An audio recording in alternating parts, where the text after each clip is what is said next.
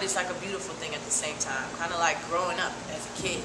It's just you have to hustle, but you have to stay true to who you are at the same time, and you have to know that nobody is gonna love you as much as you're gonna love yourself. So it's kind of like you have to stay on your grind and having these thoughts in the back of your head, like, oh, I gotta stay pumping. So like I ended up making my Sweet video during the time that I was with Mazay, but Sweet was made at the beginning of me and Coach K's relationship, so that's like 2 or 3 years prior. But I just made that Sweet video to kind of get attention because I was there. She had Nicki Minaj, Gucci Man, OJ Juice Man, Waka Flocka just blew up, and you know, they probably weren't giving me attention like I wanted to, so I just tried to do something. A homeboy said, hey, I'll shoot a video for you, so we just did it. But it was kind of like, for me, like a throwback thing, so I knew my hipster fans and friends would appreciate that, because that's like a song I started off performing around Atlanta, Sweet. What do you call your style of music? My style of music is really just an expression of the life that I experience. And I don't want to put myself in a box, because my style is also forever evolving, and it will be forever evolving and changing. But initially, when I started with the Sweet type music, I called it Yummy Pop, because it was yummy, tasteful. I mean, look at the song, sweet, sweet. And so it's like delectable to your senses, and it's popular music because it should be what's popular. What's popular, like Katy Perry, Gwen Stefani, what they putting out. I'm just like the urban Black American girl trying to do the same thing, which is a lot harder. Because they could put, I'm sure, like if they gave Katy Perry that song Sweet, it would have blew up times 10. You know what I'm saying? Just because she did it. But since I'm a young urban Black girl from Newark, New Jersey, it's just hard to accept the fact that I'm a different creative person, and so we get judged different. But I call it Yummy Pop. Yummy because it's delectable, irresistible to the ear, even though it's like, oh, so sweet, I can't take it, I want more. And it's popular to the masses, so that's what I call it. So it's Yummy Pop. That's dope. Yummy Pop. But it's forever evolving, so next week I might make something else up, so don't hold me to that. So with the Yummy Pop, how could you change the world with Muffy, your music, the Yummy Pop?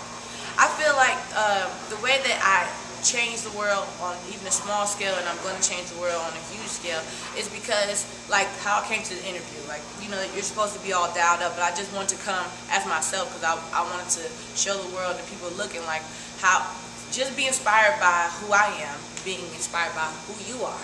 However you are is good. I don't care if you're fat, if the people think you're not cute, whatever your talent lies, if they say it's not perfect, who you are is who you are, and that is to be appreciated, and it is art, and it is something that's important to be shared, and I feel like that's what I embody, just period, as a human being. So that's what my music is going to represent, and that's what you're going to see come through my music. Okay. Yep. I see in one of your videos you was working with Bangladesh. Bangladesh, yes. And like, how is it working with that? He's a producer extraordinary. He been out in the game since like 2000, like I can remember. Yeah. How is it working with him? You have a lot of tracks with him, or? Well, see, I was actually initially when I was working with Coach K, supposed to be Bangladesh's artist. So for about like another 2 years, I was hanging out with them, and that's where I got the Gone Hate video, the video where he's playing the drum machine on the toilet, and we just have fun. We have good chemistry because I don't know, he's just cool, down to earth, like regular guy, and I'm kind of like that too, girl next door. So it was really fun. It was challenging though, because that was my first major producer. So it was like when I'm in the booth, I was kind of nervous a lot of times, because it's like, oh my gosh, she's worked with Beyonce's or Khaleesi's, and I'm like, nobody. But it was fun. It was a definite experience, and I think to this point it's brought me where I can work with any producer that's like a professional, top of the line producer. So the experience was the bomb.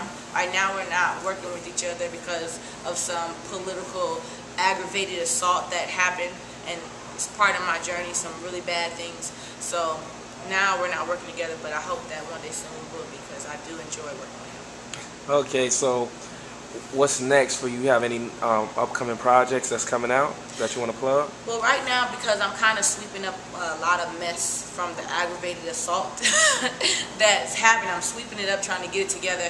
But at the same time, my mind is still working as engine to prepare myself for some projects. Currently, I can't even front with y'all.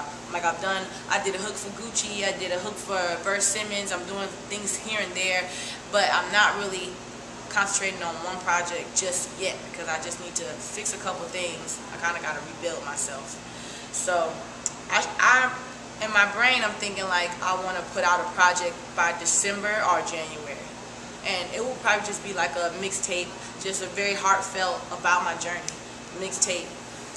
Just to let the people like hear me and get into me, and then from there I would like to shoot a video to each one of the songs, each song, so they can get visually into it. So I'm thinking 2011, like I'm gonna go ham. But then again, you never know what's gonna happen in the next couple of months because things been speeding up. So we're gonna see what's popular.